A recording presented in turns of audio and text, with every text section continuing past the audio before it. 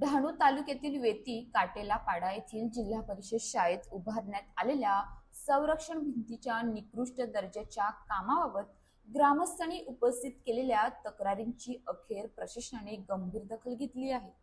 अवघ्या काही दिवसात भिंतीला भेगा पडल्याचे प्रकरण उघडकीस आल्यानंतर संबंधित भिंत पाडून नव्याने दर्जेदार भिंत उभारल्याचे आदेश देण्यात आले असून त्यानुसार कार्यवाही सुरू करण्यात आली आहे।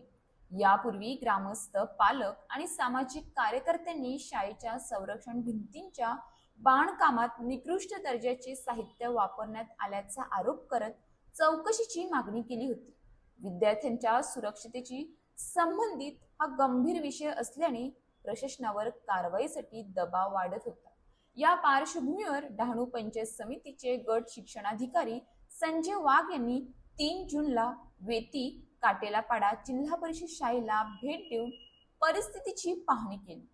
यावेळी संबंधित अधिकाऱ्यांसह त्यांनी संरक्षण भिंतीच्या तोडक कार्यवाहीची प्रत्यक्ष पाहणी केली। भिंतीची स्थिती, सुरू असलेली कार्यवाही आणि विद्यार्थ्यांच्या सुरक्षतेच्या दृष्टीने आवश्यक उपाययोजनांचा आढावा घेत विद्यार्थ्यांच्या सुरक्षेला सर्वोच्च प्राधान्य देण्याच्या सूचना त्यांनी दिल्या।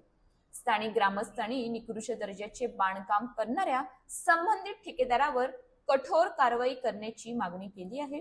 तसेच नव्याने उभारण्यात येणारी भिंत मजबूत, सुरक्षित आणि दर्जेदार असावी अशी अपेक्षा त्यांनी व्यक्त केली।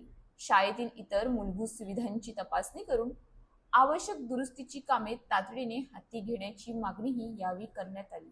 दरम्यान विद्यार्थ्यांच्या सुरक्षेची तडजोड करणाऱ्या कोणत्याही प्रकारच्या निष्काळजीपणाला प्रशासनाकडून पाठीशी घातले जाणार नाही असा स्पष्ट संदेश या कारवाईमुळे मिळाल्याची प्रतिक्रिया ग्रामस्थांनी व्यक्त केली आहे।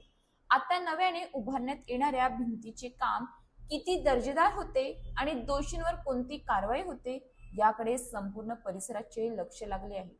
विशेष म्हणजे सामाजिक कार्यकर्ते तथा राष्ट्रवादी काँग्रेस पक्षाचे पालघर जिल्हा उपाध्यक्ष अशोक भोईर यांनी या प्रकरणाचा सातत्याने पाठपुरावा केला। स्थानिक प्रसार माध्यमांनीही हा विषय लावून धरल्याने प्रशासनाला तातडीने कारवाई करावी लागली। ग्रामस्थांच्या मते लोकप्रतिनिधी, सामाजिक कार्यकर्ते आणि माध्यमांच्या एकत्रित प्रयत्नामुळेच हा प्रश्न मार्गी लागल्यास मदत झाली आहे। विद्यार्थ्यांच्या सुरक्षेची तडजोड करणारे निकृष्ट काम कितीही लपवण्याचा प्रयत्न झाला तरी जागरूक ग्रामस्थ, सामाजिक कार्यकर्ते आणि प्रसार माध्यमांच्या एकजुटीसमोर ते टिकू शकत नाही। लोकशक्तीचा दबाव आणि प्रशासनाची जबाबदारी यांची सांगड घातली तर दर्जेदार विकास कामांना न्याय मिळू शकतो। रिपोर्टर संदीप थोरात। अशाच नवनवीन बातम्या पाहण्यासाठी आपल्या न्यूज इंडिया 9 ला लाईक, शेअर, सबस्क्राईब करा आणि बेल आयकॉन दाबायला विसरू नका।